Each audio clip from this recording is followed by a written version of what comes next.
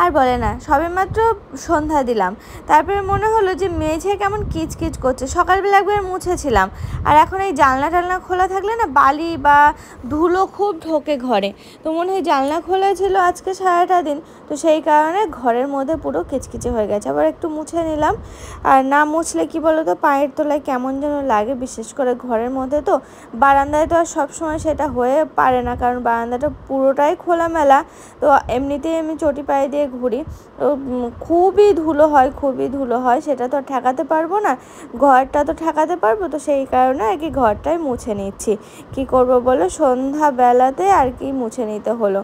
তাও ওই যে বাইরে বার করবো না, ঘরের ভিতর পর্যন্ত মুছবো, বাইরে আর বার করবো না। কারণ কি বলো তো, সন্ধ্যার পরে নাকি বাড়ি থেকে বা ঘর থেকে কোনো কিছুই বার করতে নেই। তো সেই কথায় আছে না, তো সেই জন্য আর কি ঝাড় দিলেও বাইরে বার করা হয় না। সকলকে জানাচ্ছি শুভ সন্ধ্যা। কারণ কি বলো তো, এ দেখো সন্ধ্যাবেলায় তোমাদের সামনে আসলাম।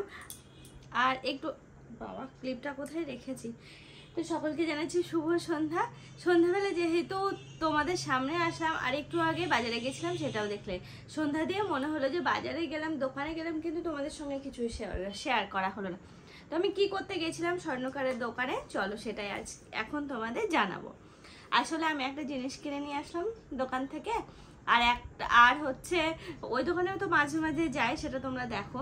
তো কিছু মানে কি বলবো, হালখাতা ছিল অক্ষয় তৃতীয়ার দিন, তো সেদিন যেতে পারিনি আমার পায়ের ওই পরিস্থিতির জন্য। তো কালকে এক পাক বেরিয়েছিলাম। কালকে আমাদের এখানে পুরো বাজার বন্ধ থাকে বৃহস্পতিবার, তো সেই জন্য দোকান বন্ধ ছিল। তো আজকে আবার গেছিলাম, যে ওই দিন যেহেতু যেতে পারলাম না, সবাই তো একটা আশা নিয়ে হালখাতাতে ইনভাইট করে, তো সেই কারণে আর কি গেছিলাম। যেহেতু ওনার সাথে এখন মোটামুটি একটা ভালো সম্পর্ক হয়ে গেছে যাতায়াতের কারণে, মানে যাই আসি এই কারণে আর কি। তো দেখো কোনো একটা জায়গায় গেলে কিন্তু মানে চেনা পরিচিতি এই ব্যাপারটা থাকে। তো সেই দিন আর যাওয়া হয়নি, তো আজকে গেলাম। আর গিয়ে হালখাতা উপলক্ষে যেহেতু যেতে পারিনি, তার জন্য দুটো ব্যাগের সাথে সাথে দেখলেই মিষ্টির প্যাকেট দিয়ে দিয়েছে। আমি কিছুতেই নেব না, আমাকে দাঁড় করে রেখেছে, না মিষ্টি নিয়ে যাবে। দোকানে পাঠালেন কর্মচারীকে, তারপরে দোকান থেকে নিয়ে এসে তারপর আমাকে মিষ্টি দিলেন। যাই হোক, ওটা তো নিয়ে এলাম। তার সাথে সাথে না আমার আগে দুজন এসেছিলেন, ওনারা না পায়ের আংটিগুলো দেখছিল। তো দেখে না আমারও মনে হলো যে আমি একটা নিয়ে নিই। দেখো এই টাইপের আমি কিন্তু আংটি পরি, পায়ে কিন্তু আমার আছে, দেখো এই দেখো পায়ে আমার আছেই। ও বাবা দেখতে পাচ্ছ কি জানি না, এই যে।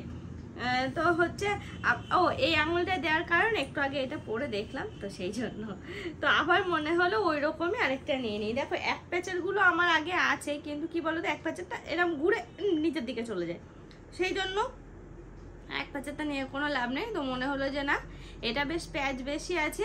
এটা হচ্ছে যেহেতু টোটাল 3 প্যাচ 4 প্যাচ, আর এটা হচ্ছে 5-6 প্যাচের, এই দেখো। তো সেই জন্য আর কি এটা নিয়ে নিলাম, ওই আর কি জাস্ট চোখের নেশা, কিছু একটা নেব তো নিয়ে নিলাম এটাই, এইরকম আর কি। তো এই দেখো আমার এই আংটিটা কেমন হয়েছে তোমরা জানিও।